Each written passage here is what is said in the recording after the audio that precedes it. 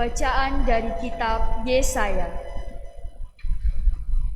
Tuhan Allah telah memberikan kepadaku lidah seorang murid, supaya dengan perkataanku aku dapat memberi semangat baru kepada orang yang letih lesu. Setiap pagi ia mempertajam pendengaranku untuk mendengar seperti seorang murid. Tuhan Allah telah membuka telingaku, dan aku tidak memberontak, tidak berpaling ke belakang. Aku memberi punggungku kepada orang-orang yang memukul aku, dan pipiku kepada orang-orang yang mencabuti janggutku. Aku tidak menyembunyikan mukaku ketika aku dinodai dan diludahi. Tetapi Tuhan Allah menolong aku. Sebab itu aku tidak mendapat noda. Maka aku meneguhkan hatiku seperti teguhnya gunung batu, karena aku tahu bahwa aku tidak akan mendapat malu. Demikianlah sabda Tuhan.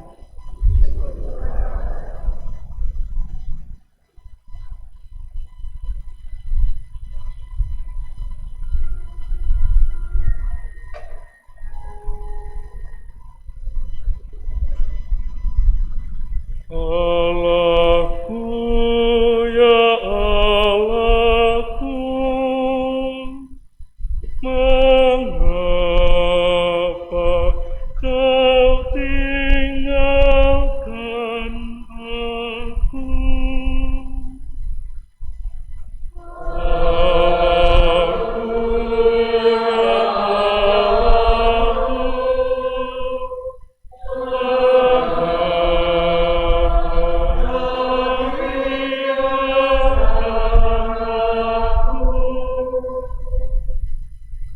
Semua yang melihat aku mengolok-olok, mereka mencibirkan bibir dan menggelengkan kepala. Mereka bilang, ia pasrah kepada Allah, biarlah Allah yang meluputkannya. Biarlah Allah melepaskannya, bukankah Allah berkenan kepadanya. Allahku, ya Allahku, mengapa kau tinggalkan aku? Sekanan anjing mengerumuni aku, gerombolan penjahat mengepung aku. Mereka menusuk tangan dan kakiku, segala tulangku dapat kuhitung.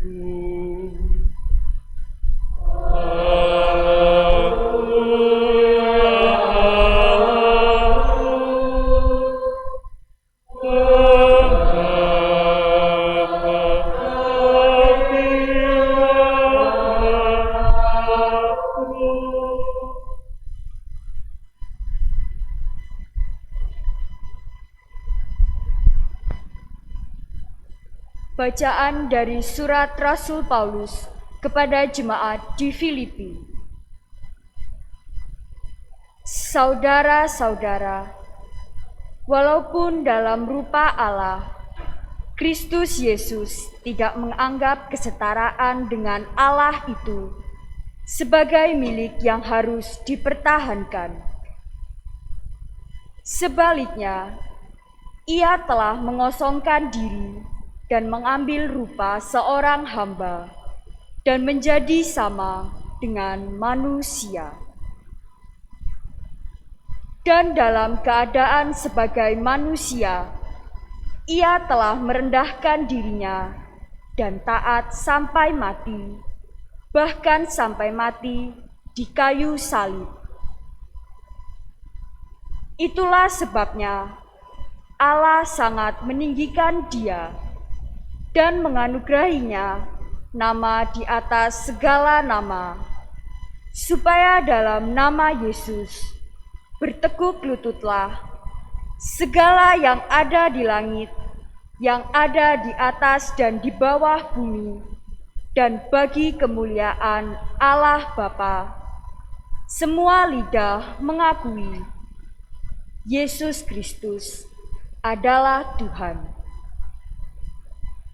Demikianlah sabda Tuhan.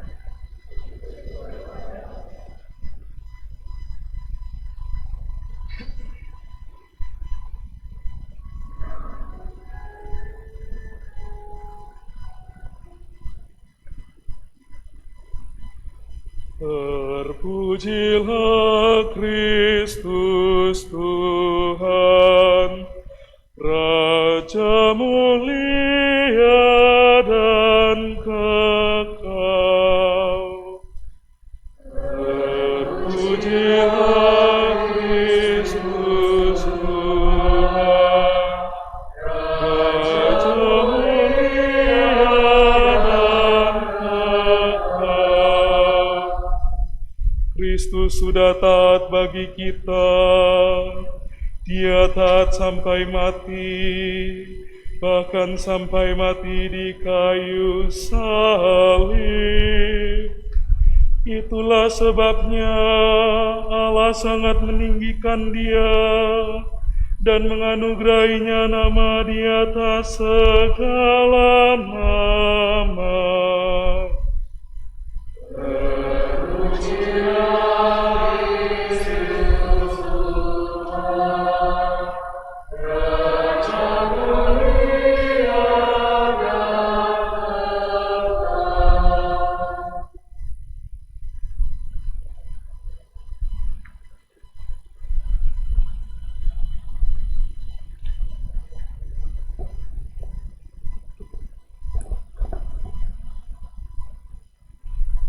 Inilah kisah sengsara Tuhan kita Yesus Kristus menurut Lukas. Dimuliakanlah Tuhan.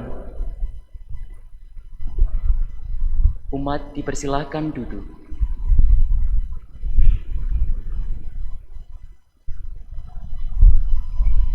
Pada waktu itu, bangkitlah para tua-tua bangsa Yahudi, imam-imam kepala dan ahli-ahli Taurat, dan mereka membawa Yesus menghadap Pilatus.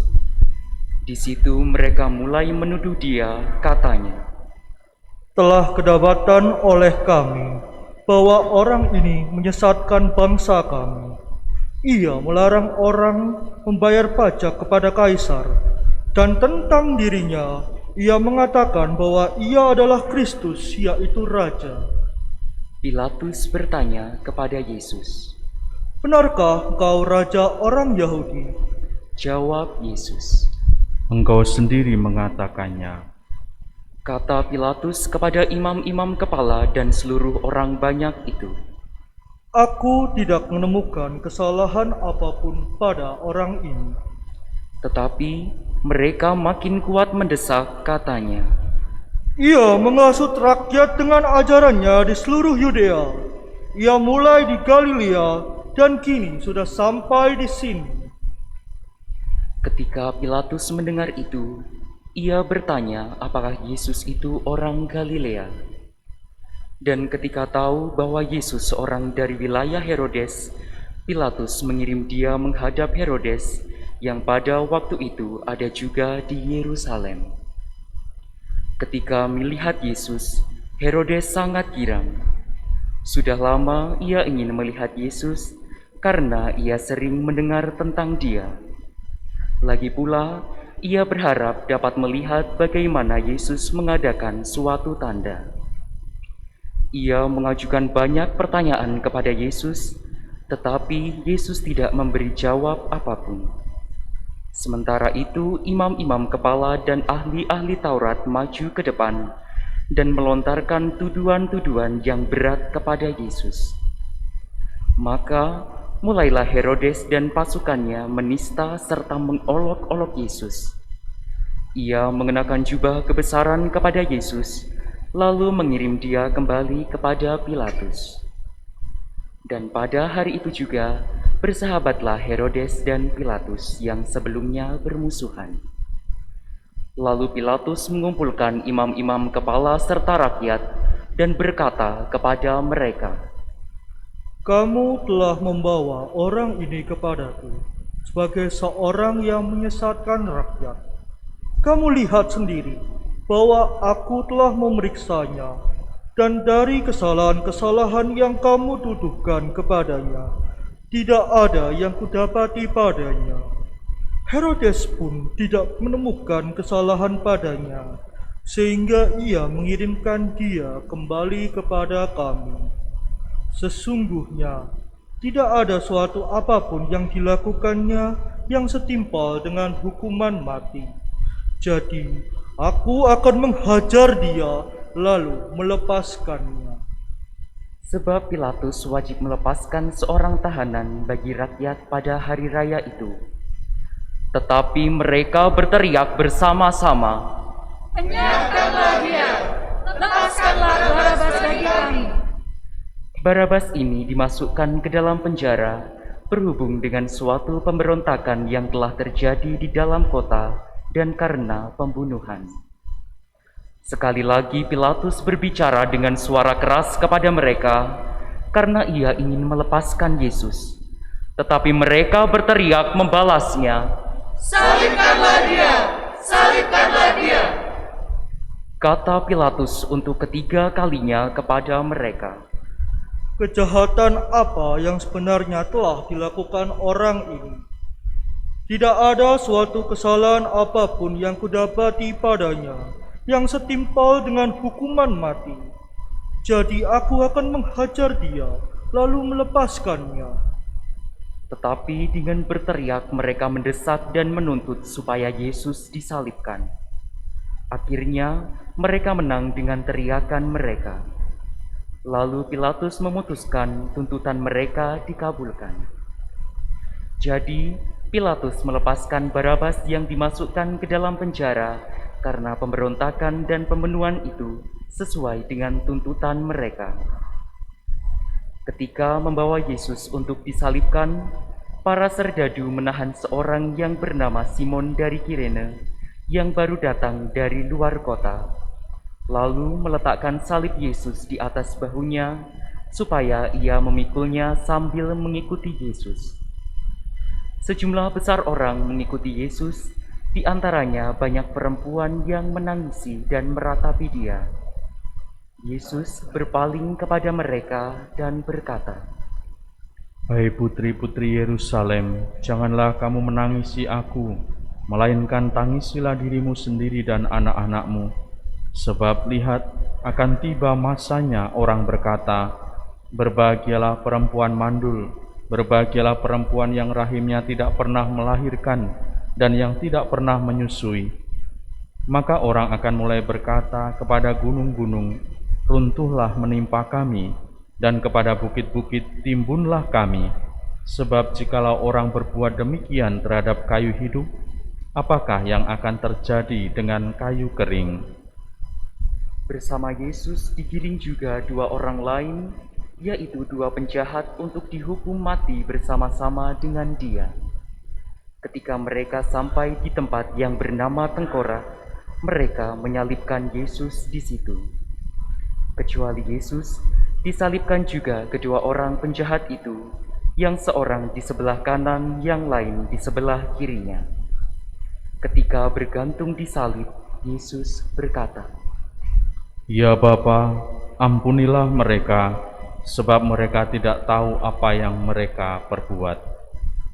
Dan mereka membuang undi untuk membagi pakaian Yesus. Orang banyak berdiri di situ dan melihat semuanya. Pemimpin-pemimpin mengejek Yesus, katanya, Orang lain ia selamatkan. Biarlah sekarang ia menyelamatkan dirinya sendiri. Jika ia benar-benar Mesias, orang yang dipilih Allah. Juga prajurit-prajurit mengolok-olok dia. Mereka mengunjukkan anggur asam kepadanya dan berkata, Jika engkau raja orang Yahudi, selamatkanlah dirimu. ada juga tulisan di atas kepalanya, inilah raja orang Yahudi. Salah seorang dari penjahat yang digantung itu menghujat Yesus, katanya, Bukankah engkau Kristus? Selamatkanlah dirimu dan kami. Tetapi penjahat yang seorang lagi menegur dia, katanya, Tidakkah kau takut juga tidak kepada Allah? Padahal engkau menerima hukuman yang sama. Kita memang selayaknya dihukum, sebab kita menerima balasan yang setimpal dengan perbuatan kita. Tetapi orang ini tidak berbuat sesuatu yang salah. Lalu ia berkata kepada Yesus, Yesus, ingatlah akan aku apabila engkau datang sebagai Raja. kata Yesus kepadanya, Aku berkata kepadamu, sesungguhnya pada hari ini juga engkau akan bersama-sama aku di dalam Firdaus. ketika itu kira-kira pukul 12, kegelapan meliputi daerah itu sampai jam 3, sebab matahari tidak bersinar. Ketika itu tabir bait suci terbelah dua, lalu Yesus berseru dengan suara nyaring, Ya Bapa, ke dalam tangan-Mu kuserahkan nyawaku. dan sesudah berkata demikian, Yesus menyerahkan nyawanya. Umat dimohon berdiri dan menundukkan kepala menghadap salib Kristus.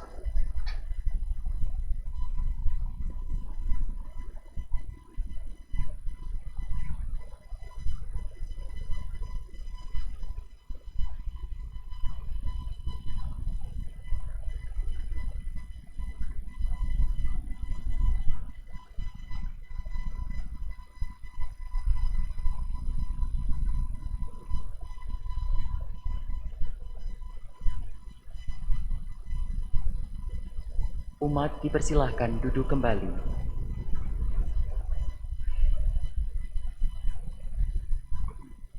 Ketika kepala pasukan melihat apa yang terjadi, ia memuliakan Allah, katanya, Sungguh, orang ini adalah orang besar. Di situ berkerumun pula orang banyak yang datang untuk menyaksikan seluruh peristiwa itu. Sesudah melihat apa yang terjadi itu, pulanglah mereka sambil memukul-mukul diri. Semua orang yang mengenal Yesus dari dekat, termasuk perempuan-perempuan yang mengikuti dia dari Galilea, berdiri jauh-jauh dan melihat semua itu. Demikianlah sabda Tuhan. Terpujilah Kristus.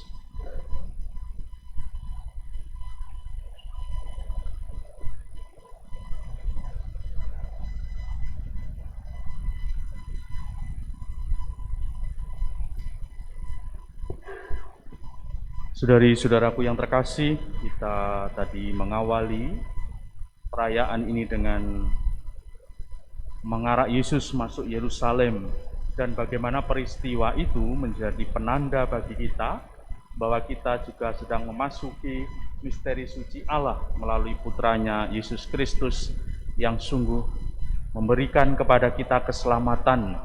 Ia menjalankan misi Bapaknya untuk menyelamatkan manusia. Kisah sengsara tadi memang dibacakan dalam versi singkat yang dalam teks misa bisa dilihat, dan juga ada versi panjangnya. Maka semoga nanti juga bisa dibaca dan direnungkan. Saudari-saudaraku yang terkasih, apa yang menjadi penanda ketika Yesus masuk Yerusalem ini, dan bagaimana kisah sengsara Tuhan ini menjadi bukti bagi kita bagaimana cinta kasih Allah itu begitu besar. Yesus yang memasuki Yerusalem yang dia tahu betul apa yang akan terjadi. Sungguh itu menjadi kekuatan bagi kita. Karena Allah melalui putranya ini menjadi bukti, sekali lagi menjadi bukti bahwa Allah itu mengasihi kita. Melalui jalan sengsara ini, Tuhan mengajak kita untuk menimba kekuatan darinya. Mungkin punya banyak bahasa Allah kepada manusia. Bahkan kalau kita runtut dari sejarah keselamatan, bagaimana Allah juga berbicara dengan bangsa terpilih dengan berbagai cara. Bahkan Allah juga mengungkapkannya dalam bahasa-bahasa kuasa, dengan mendatangkan tulah dan sebagainya. Namun yang terjadi dengan pribadi putranya Yesus Kristus ini, Allah memakai bahasa yang lain, yaitu bahasa kasih. Maka kisah sengsara memang kita bukan mau mengeksplor tentang kesedihan, bukan. Tetapi ini mau menunjukkan bahwa kisah ini bukan hanya sekedar cerita tentang bagaimana Yesus mengalami penderitaan, tetapi lebih-lebih ini sebuah teologi, sebuah kesadaran manusia, kesadaran penginjil, bagaimana Allah berbicara dengan bahasa yang mungkin dekat dengan kita. Hanya orang yang punya kasih yang besar, yang mau dan sungguh-sungguh kuat menjalani kesengsaraan. Saudari-saudaraku yang terkasih, pengalaman ini tentu sebenarnya bukan hal yang asing bagi kita. Bagaimana penderitaan Allah dalam diri Yesus putranya ini tidak asing dalam kisah-kisah tentang kekristenan. Namun kita bisa menyadari bagaimana kisah itu menjadi inspirasi, bahkan kekuatan iman kita. Kita ternyata tidak pernah sendiri dibiarkan di dunia ini. Kita tidak pernah dibiarkan begitu saja, tetapi Allah terus datang, Allah terus hadir, Allah terus mencintai kita setiap hari. Bahkan cintanya dibuktikan dengan bagaimana ia harus mengundang kita dengan bahasa kasihnya dalam kisah sengsara itu. Saudari-saudara, semoga dalam situasi apapun kita masih menyadari bagaimana Allah mencintai kita. Dan semoga kita dapat memasuki misteri agung Pekan Suci dan Trihari Paskah ini dengan kesadaran betul bagaimana Allah mencintai kita dengan jalan yang Ia pilih.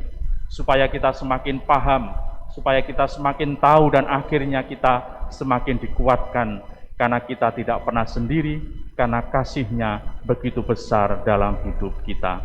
Semoga berkat Allah menyertai kita sekalian.